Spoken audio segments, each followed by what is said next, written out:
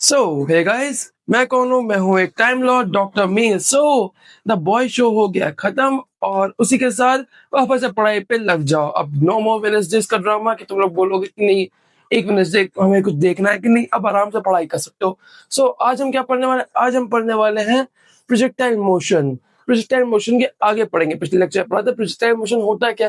कोई भी चीज को तुम फेंकोगे तो वो वर्टिकली तो जा रही है, लेकिन मतलब तुम हॉरिजॉन्टली तो ठीक है, लेकिन वर्टिकली वो नीचे खिंचती जाएगी।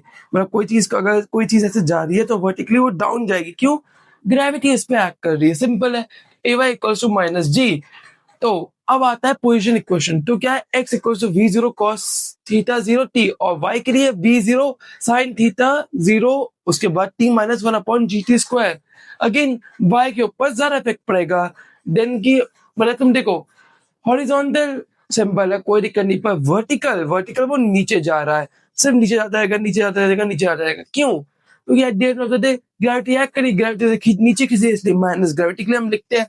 अब वेलोसिटी कंपोनेंट ये देख लो, vx equals to v0 cos theta 0, और vy के लिए v0 sin theta 0 minus gt। So ये वेलोसिटी कंपोनेंट था। अब आगे आता है पार्ट ऑफ प्रोजेक्टाइल। अब प्रोजेक्टाइल का पार्ट क्या होगा? तो ये देखो, y के लिए है tan theta 0 x minus g upon 2 v0 cos 0 theta square. ठीक है, ये पैराबोला बनाएगा। पैराबोला अगर तुमने देखा हो तो कुछ ऐसे दिखता है, एकदम बढ़िया, एकदम खूबसूरत होता है, इसलिए हम उसको पैराबोला बोलते हैं। अब इसमें time to reach maximum height कितने वक्त पे वो सबसे, अगर तुमने किसी चीज को फेंका तो वो सबसे मैक्सिमम हाइट कितने समय में जाएगा, उसका फॉर्मूला ये है Tm equals to v0 sin theta 0 upon g। That's it. देखो कितनी जल्दी हमने कर लिया। अब बस 3 पेजेस और बचे हैं, उसके बाद कल आएगा तुम लोग का लास्ट लेक्चर, जो कि होगा वन शॉट। 10 से 15 मिनट का वो लेक्चर होगा। पूरा चैप्टर हम फिर से एक बार पढ़ेंगे और इस चैप्टर को कर देंगे कंप्लीट। उसके बाद तुम्हें फिर से डीमन पढ़ाएगा, हाँ डीमन पढ़ाएगा, और उसके बाद लुतेरा, उसके बाद फिर मैं। अब तुम इसको लिख सकते हो, लिखना चाहो तो लिखो, और या दैट्स इट। ये तो हो गया। अब ब्लैक बोर्ड को चेंज करते हैं। अब आता है तुम्हारा हॉरिजॉन्टल रेंज। ये क्या कह रहा है? हॉरिजॉन्टल रेंज में तुम्हारा r equals to v zero square sine 2 theta 0 upon g. ये तो हो गया। अब हॉरिजॉन्टल रेंज है क्या? फॉर्मूला तो देख लिया, पर फॉर्मूला ये तो नहीं कि तुम फॉर्मूला देख लोगे और चीज समझ लोगे, नहीं। हॉरिजॉन्टल रेंज क्या है कि किसी चीज को तुम फेंकोगे तो उसकी मैक्सिमम रेंज क्या होगी। मैक्सिमम रेंज निकालने के लिए हम ये फॉर्मूला यूज करेंगे। लेकिन अगर थीटा 45 डिग्री पे है, मतलब तुम अगर किसी चीज को फेंक रहे हो 45 डिग्री पे, अगर तुमने कभी जैवलिन थ्रो अगर देखा हो, जैवलिन थ्रोइंग कॉम्पिटिशन होता है ओलंपिक्स के अंदर, अगर तुमने कभी देखा हो तो वो हमेशा अपने एंगल को 45 डिग्री पे रखता है, जिससे कि जब वो अपने जैवलिन को फेंकेंगे तो आराम से वो मैक्सिमम पे जाएगा। इसलिए 45 डिग्री पे ही वो प्रैक्टिस करते हैं। और देखा ही होगा सबके एंगल सेम रहते हैं। कोई ऐसा नहीं है कि कोई कुछ ज्यादा 90 डिग्री पे फेंक रहा है, कोई 20, कोई 30, नहीं। सब लोग 45 पे कोशिश करेंगे। 45 plus speed plus energy, throwing energy, बस। उसके बाद तुम्हें कॉम्पिटिशन के अंदर तुम्हें चैंपियन मिलता है। तो तब तुम यूज करोगे फॉर्मूला 45 डिग्री पे, और max equal to v square 0 upon g. ठीक है, लेकिन उसके बाद आए गैलीलियो, बहुत अच्छे इंसान थे, मैं उनसे मिल चुका हूँ। इन्होंने क्या बोला? देखो 45 डिग्री के प्लस और माइनस अगर अल्फा करोगे और जो भी एंगल निकलेगा उन दोनों का सेम होगा। अब लेट्स सपोज करो कि तुम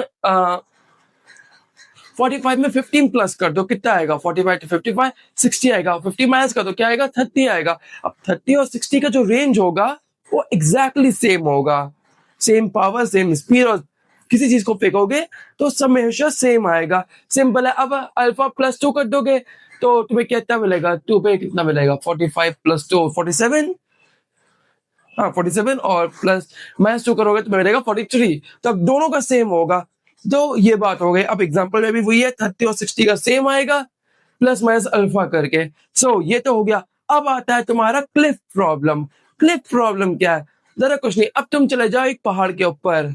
मान लेते हैं मैं पहाड़ पे खड़ा हूं, अब पहाड़ से मैंने कोई चीज को फेंका। अब उसकी स्पीड कितनी है? 4 मीटर पर सेकंड। कम ऑन, इतना ही तुम जरा मैक्सिमम फेंक सकते हो। इसकी हाइट कितनी है? 490 मीटर। टाइम कितना है? 10 सेकेंड। उसके बाद इम्पैक्ट कितना है? -19 मीटर पर सेकेंड। अब टोटल स्पीड तुम निकालोगे तो पूरा फॉर्मूला जैसे पहले बताया था, अंडर रूट के अंदर पूरा करोगे तो तुम्हें कितना मिलेगा 99 मीटर पर सेकेंड। सो सिंपल सी बात है, किसी भी चीज को सॉल्व करना है तो उसको पहले लिखो। एग्जाम में भी अगर तुम्हें लिखना है, अगर तुम ऑब्जेक्टिव दे रहे हो एग्जाम से, मतलब ऑब्जेक्टिव दे रहे हो तो तुम रफली कर सकते हो, लेकिन अगर तुम एग्जाम में, तुम्हारे नॉर्मल एग्जाम में लिख रहे हो तो पहले मेंशन करो, वरना तुम्हारे टीचर्स तुम्हारे मार्क्स काट लेंगे। बोर्ड के ना जरूर मेंशन कर देना कितना क्या है, कितना क्या है, एक्स वाई सब कुछ डिफाइन करो, उसके बाद उसको सॉल्व करो एंड आंसर प्रूव करो। सो इसमें भी हमने वही किया, पहाड़ पे गया, पहाड़ से मैंने पत्थर फेंका, वो पत्थर कितने स्पीड में गया, कितने स्पीड में इम्पैक्ट किया, सब कुछ आने के बाद 99 मीटर पर सेकंड का तुम्हें आंसर मिल गया। सिंपल है, हो गया। So that's it. अब तुम आराम से लिख सकते हो, और या अब तुम इसको लिखो और उसके बाद मैं तुमसे मिलता हूँ अगले पेज के लिए। सो इसको आराम से लिखना, या तो स्क्रीनशॉट ले लो, तुम प्रिंट आउट निकाल सकते हो अगर तुम अमीर हो बहुत ज्यादा, तुम मतलब पेजेस की बर्बादी ना चाहो, वरना तुम खुद भी लिख सकते हो। ये तो हो गया। अब ब्लैक बोर्ड को चेंज करते हैं, उसके बाद हम पढ़ेंगे कुछ इंपॉर्टेंट टॉपिक। ये आ गया uniform circular motion, UCM. UCM है क्या? तो इससे पहले भी मैंने वही समझाया था और अभी मैं वही समझा रहा हूँ। और अब ये जो एग्जाम्पल है ये हर जगह काम आता है, हर जगह, चाहे वो फैन हो, चाहे वो यूनिवर्स हो, चाहे प्लैनेट्स हो, हर जगह। अब मैंने क्या समझाया था, किसी भी चीज को तुम ऐसे गोल गोल घुमाओगे तो क्या होगा, हर सेकंड तुम्हारी डायरेक्शन ऑफ वेलोसिटी चेंज होगी और इसलिए कांस्टेंट एक्सेलरेशन में लगा रहेगा। अब तुम इसको घुमा, एक अब मैंने बॉल दिया, उसको मैं घुमा रहा हूँ, गोल गोल गोल गोल मैं घुमाए जा रहा हूँ, तो वो हर सेकंड भागने की कोशिश करेगा, जिसका नाम है सेंट्रीपिटल एक्सेलरेशन। फॉर्मूला क्या है, AC equals to V square upon R। Speed ये रही, रेडियस के लिए R है। सिंपल है। अब देखो हर चीज ऐसे ही मूव करी, प्लैनेट्स के बीच में, प्लैनेट्स क्यों बने हुए हैं, सन की खुद की ग्रेविटी है, जिसकी वजह से सारे प्लैनेट्स एक ऑर्बिट में, फिक्स ऑर्बिट में घूम रहे हैं। लेकिन कल सन गायब हो जाए तो क्या होगा, 8 मिनट बाद सारे प्लैनेट्स, अराउंड 8 मिनट्स ही होगा, अप्रॉक्स 8 मिनट्स बोलेंगे, 8 मिनट्स बोलेंगे, तो क्या तुम ये तो बोलोगे नहीं मुझे कि मेज नहीं 7.9 या 8.3, नहीं, अप्रॉक्स बात कर रहे हैं हम। अप्रॉक्स 8 मिनट्स बाद धरती अपने आप ऑर्बिट छोड़ देगी। क्यों? दुनिया में कोई भी चीज लाइट से तेज नहीं है।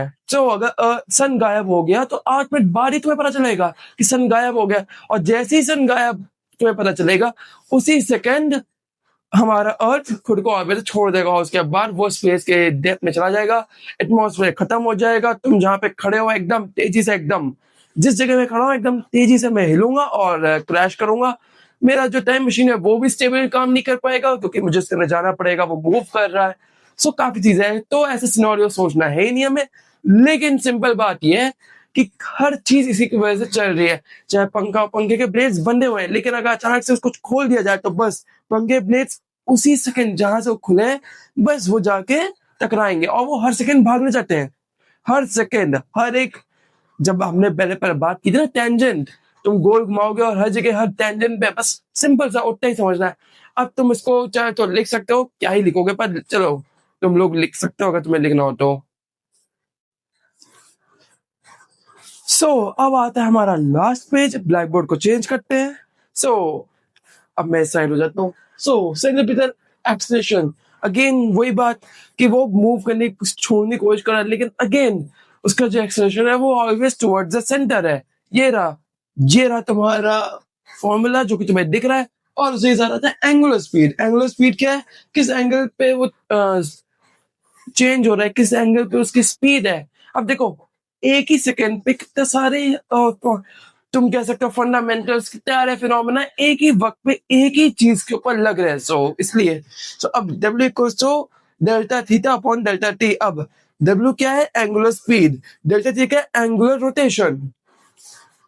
अब लीनियर वर्सेस क्या है, V इक्वल्स टू RW, और एंगुलर स्पीड क्या है, AC equals to W square R। And yeah that's it, हो गया कंप्लीट। अब घर जाओ, चैनल को सब्सक्राइब करो, वीडियो को लाइक करो, एंड घर जाओ, पढ़ाई करो, और या रिवीजन करते रहना, क्योंकि अगर तुम रिवीजन नहीं करोगे तुम सब भूल जाओगे, एंड अगेन तुम्हें फिर से मेरे लेक्चर्स देखना पड़ेंगे। इवन तो उसमें मेरा फायदा है, लेकिन अगेन मैं चाहूंगा तुम लोग को रिवीजन तो करो ही। और yeah that's all for today, see you around in the next video, till then take care and goodbye. और बताना कैसा लगा तुम्हें बॉयज का एंडिंग, मुझे पसंद नहीं आया। हाँ, एवरेज कह सकते हैं, मिड कह सकते हैं, लेकिन कॉमिक बुक्स ही थी, क्या बढ़िया एंडिंग थी, लेकिन चलो कोई नहीं। टाइटल मैंने थंबनेल चेंज कर दिया, बिली बुचर लगा दिया मैंने। अब मेरे पास बिली बुचर के कपड़े हैं, सो मैं क्या कर सकता हूँ, मेरे पास बहुत सारे कपड़े हैं, मेरे टाइम मशीन के अंदर भर के कपड़े पड़े हुए हैं।